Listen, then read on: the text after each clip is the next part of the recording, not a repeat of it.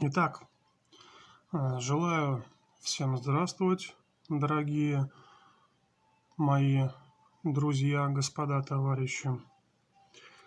Как и обещал в прошлый раз, в теме про оружие буду рассказывать о том, как модернизировал свой ТТ-лидер. Сейчас мы его разберем, все объясню, расскажу, покажу, что, зачем, куда, как я до этого всего дошел и так далее. С чего начинаем? Вот наш магазин. Далее, конкретно для этого ТТшника, что мы делаем? Убираем вот эту вот защелку. У нее здесь есть небольшая пяточка, на которую можно надавить. Соответственно, чем мы делаем? Ну, не ногтем же, да, можно там как бы и пальцы повредить, ноготь сломать, там, ну, если вы, конечно, девушка. Берем магазин, просто пятка магазина, надавливаем, снимаем, убираем. Если видите, вот здесь вот есть небольшая шайбочка. Я сейчас расскажу, для чего она. Убираем затворную задержку. Вот она.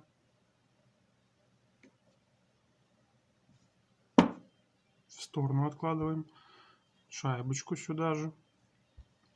Вот эту вот серьгу, которая у нас затворную задержку крепит, в принципе, можно тоже снять. Также магазином. Посильнее надавили, отъехала, кладем. Поехали дальше. Берем вот эту вот затворную задержку. Надавливаем. Ну, не знаю, как она правильно называется. Пипка, не пипка. Ну, короче, я ее пипка называю. Да? Надавливаем и поворачиваем на 180 градусов нашу так называемую восьмерку.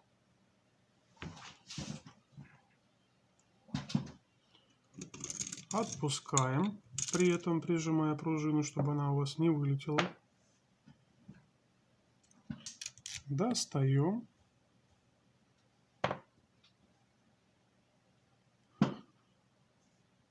Подвину, чтобы вам всем было все видно. Достаем эту пружинку. Так, достали пружину. Извиняюсь, там может быть что-то было не видно до этого. Вроде все поправил. Будем продолжать дальше. Значит, взводим курок. Затворная рама.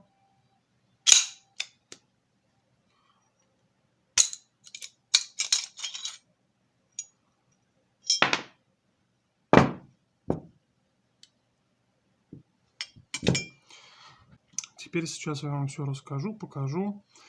Значит, что я делал, как делал, зачем и чего этим добился. Значит, поехали с первого. Есть у нас затворная рама, да. Если видите, вот тут вот у нас есть надписи. Там вот, наверное, видно, да? 0,5, это год выпуска 2005, там 10х32Т калибр, там и так далее. Затворная рама. Что я делал? У лидеров есть такая проблема, когда начинаются трещины, да? Трещины начинаются у нас на затворной раме, ну, в ходе износа. И, соответственно, вот здесь вот на этой вот пяточке самой, ну, не знаю, как это назвать, там, коробку, что ли, не знаю. Значит, вот эту вот затворную раму надфилем я подпилил буквально, наверное, ну, 1 миллиметр надфилем аккуратненько снял, для того, чтобы она у меня не билась,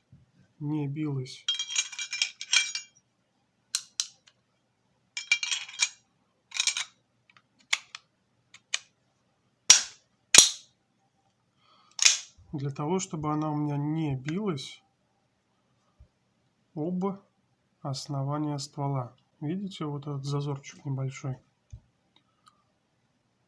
Вот он.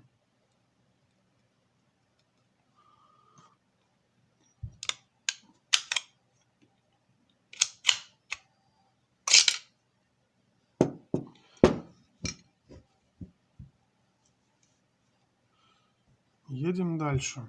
С затворной рамой, в принципе, больше я ничего не делал. Абсолютно больше ничего не делал с затворной рамой. Единственное, что еще надфилем доработал, это, может быть, видите, вот это вот место.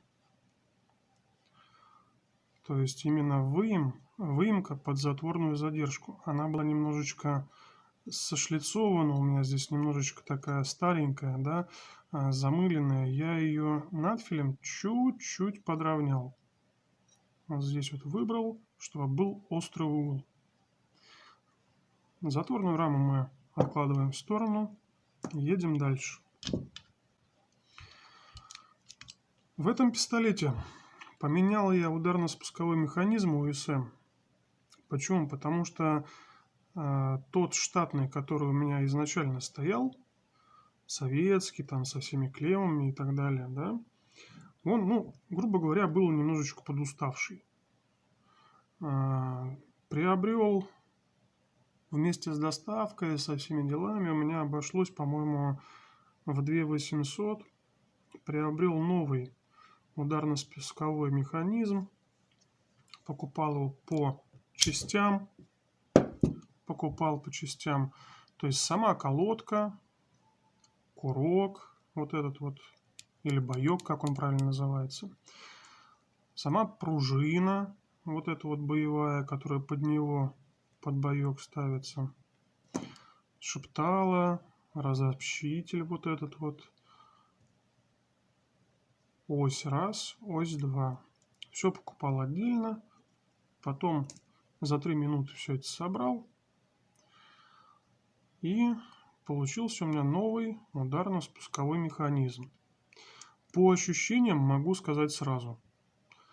Взвод, вот именно курка, бойка, не знаю, как правильно назвать, стал реально ощутимо туже.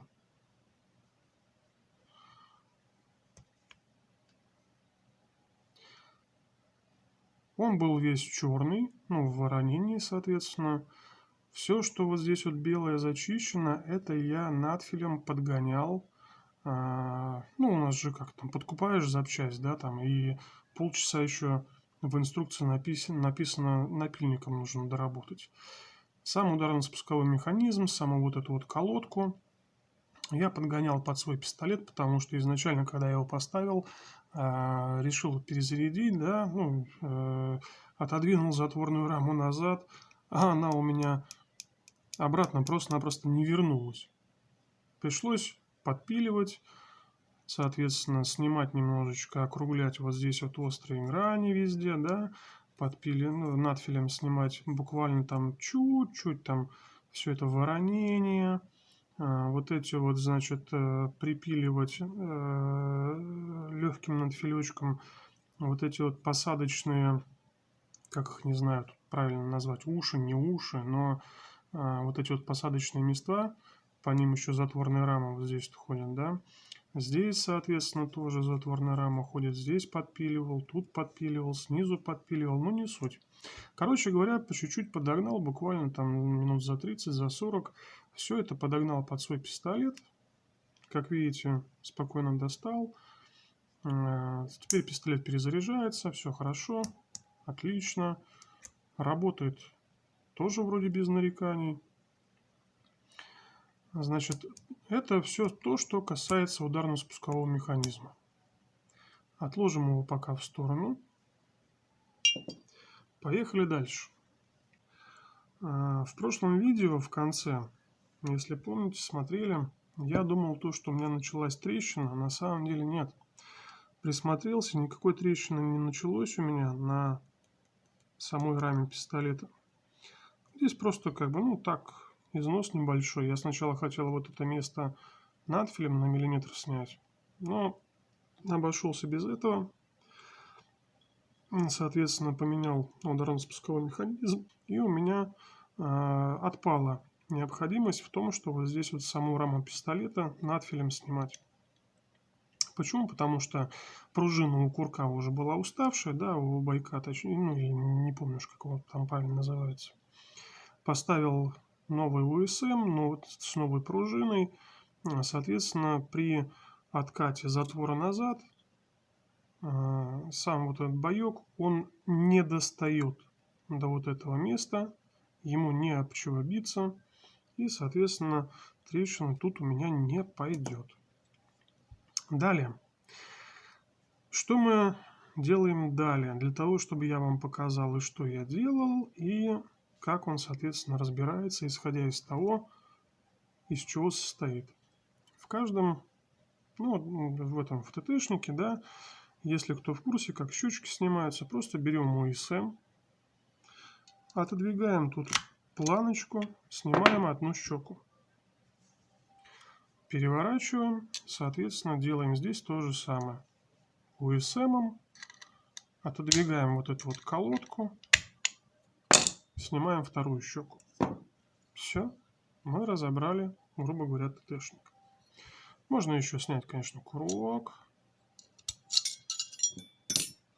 скобу вытащить. Ну, вот такая вот груда запчастей у нас с вами получилась. Что я в этом пистолете еще делал? Значит, может быть, когда разбирал, вы обратили внимание на вот эту вот деталь. Это,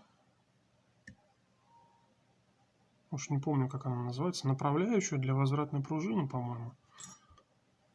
Да? Вот так это все дело выглядит. Направляющая для возвратной пружины для ВПО 501. Ну, тот же самый лидер, грубо говоря, только доработанный. Как видите, здесь я надфилем полностью убрал две вот такие вот плашечки выступающие. Почему вообще изначально эта деталь здесь? Потому что в стандартном ТТ-лидер, ну, допустим, моего года выпуска, вот этой пятки нет вообще. Тут просто на конце вот этой всей направляющей просто обычное такое закругление, которое вставляется там, ну, в паз, да, вот здесь вот в этой вот в самой раме пистолета. Для того, чтобы увеличить расстояние между затворной рамой при ее перезаряжании и самой рамой пистолета, чтобы она не билась об него, ставится именно вот эта вот запчасть, это ВПО лидер. Она имеет, как повторяюсь, да, вот здесь вот две выступающие ушки такие, направляющие. У меня изначально, когда я ее ставил на свой пистолет, рама затвора просто не налезала. Почему? Потому что, грубо говоря, у нас вот здесь вот, если это все дело вот так поставить, да, там образуется что? Если мы имеем вот эти ушки, то они будут примерно еще, ну, где-то миллиметр там с небольшим. И рама пистолета, затворная рама, когда идет назад, она, ну, соответственно, надевается на ствол, да, и когда назад идет, она не доходит до своего положения, чтобы вот этим вот местом, вот этими выемками налезть на сам корпус. Поэтому вот эти вот штучки надфилем спилил. Теперь все надевается. Значит, что у меня здесь на этой направляющей за серьга? Вот такая. Это обычная шайба. Ну, для того, чтобы просто тупо не заказывать вот эту вот пружину возвратную. Решил ее усилить. Как можно усилить пружину? Уменьшить ее ход. Соответственно, ее сжатие будет, ну, немножечко посильнее, да?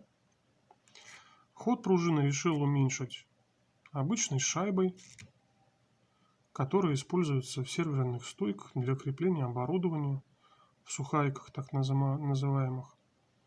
Обточил ее чуть-чуть, тоже над филями, насадил По диаметру она замечательно подходит.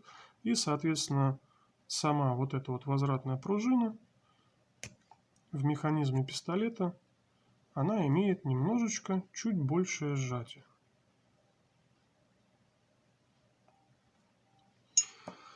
Что сделал еще?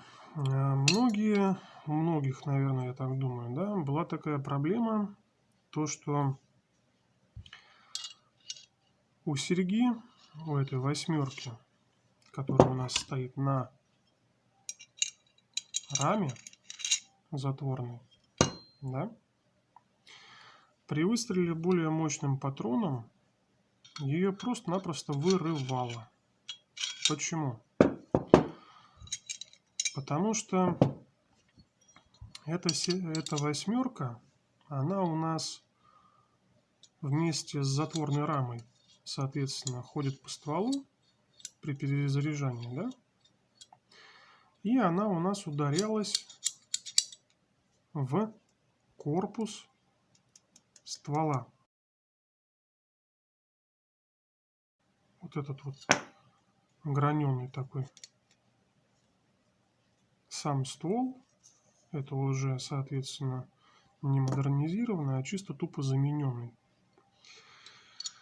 на то, чтобы стрелять травматическим патроном, да? И вот у нас вот эта вот восьмерка ударялась об корпус ствола, как он правильно называется, патронник, да, куда патрон у нас заходит. Ее раздалбывало. Бывало так, что затворная рама тащила ее дальше, и у этой восьмерки вырывала вот эти вот крепления.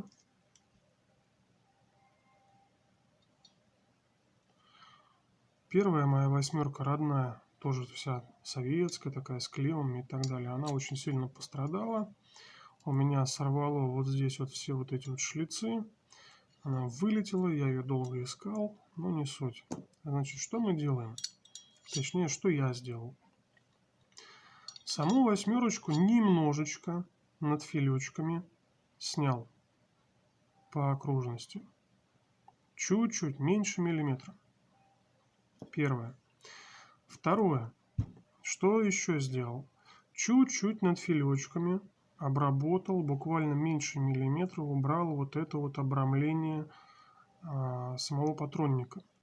Соответственно, пятно, видите, да? С этой стороны, с этой стороны.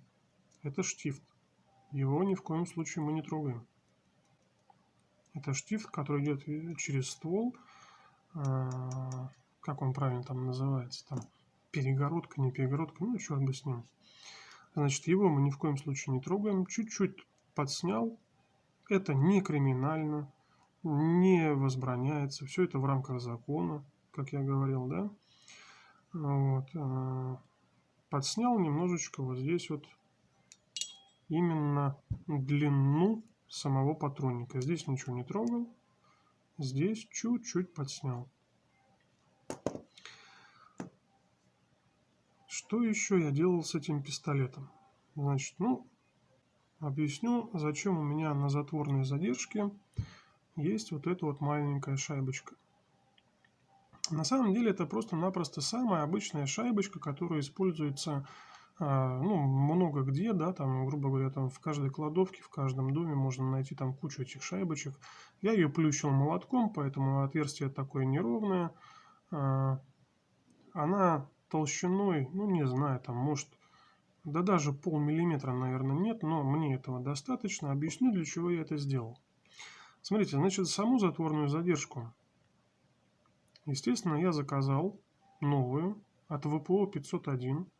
Почему? Потому что на штатной затворной задержке у нее именно сама вот эта задержка, да, вот часть, которая соприкасается с магазином, она вот так вот спилена.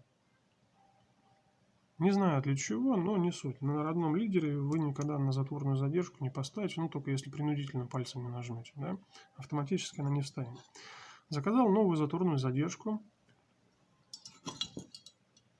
вставил ее, соответственно, в пистолет. Берем нашу серьгу,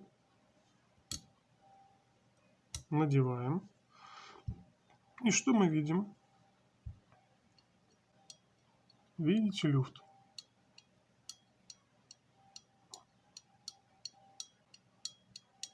Этот люфт очень важен. Почему? Потому что, имея вот в таком положении, грубо говоря, вот у нас магазин там стоит, да, как бы, когда он будет пустой, у нас затворная задержка должна подняться. За счет чего она поднимается? Давайте вытащим из магазина все патроны и посмотрим, за счет чего она у нас будет подниматься. Патроны в сторону. У нас на магазине есть вот эта вот небольшая пяточка. Сюда мы вставляем патроны. А вот эта вот небольшая пяточка на подавателе, она как раз таки у нас и поднимает затворную задержку вверх, когда последний патрон заряжен в ствол и выстрелил, у нас это все поднимается и она давит. Смотрите. Вот так это все выглядит. Вот наша затворная, вот кончик нашей затворной задержки. Вот пяточка магазина. И затворная задержка у нас сейчас поднята. Вот смотрите.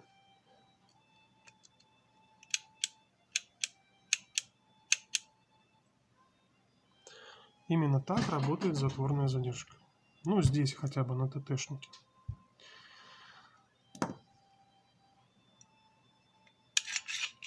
Достаем магазин. Значит, затворная задержка здесь работает именно так. Но смысл в чем? Когда у нас идет стрельба, вот этот вот маленький люфт,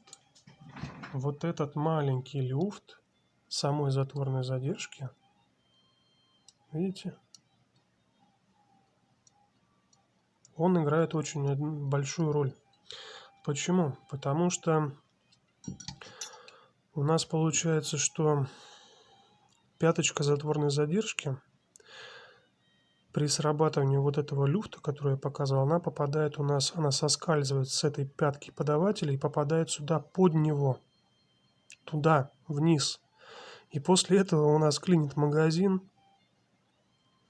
и невозможно ни магазин достать, ничего до тех пор, пока затворную задержку саму не снимешь, не уберешь. Только после этого можно будет разобрать пистолет или снять магазин, вытащить магазин. Для того, чтобы этого люфта не было, соответственно, я сюда положил вот эту вот шайбочку. Все, как видите, никаких люфтов, ничего. Все четко работает, все встает на свои места.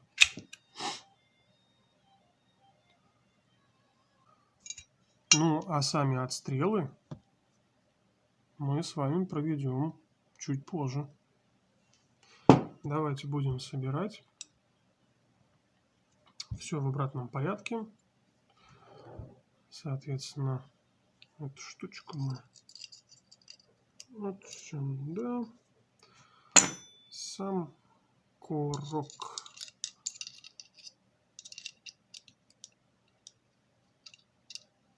Сюда. Затворную раму делаем так. Ну, это я делаю так, потому что уже немножечко переделал пистолет. Так. Возвратная пружина. Угу.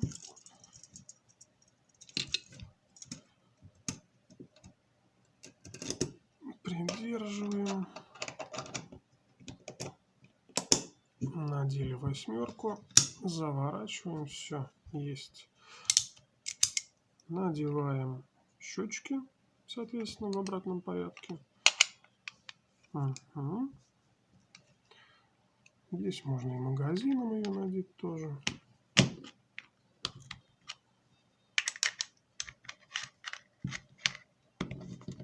Так, повернули, надеваем эту щечку. Ну и здесь просто можно пальцем там или там любым подручным инструментом поставили.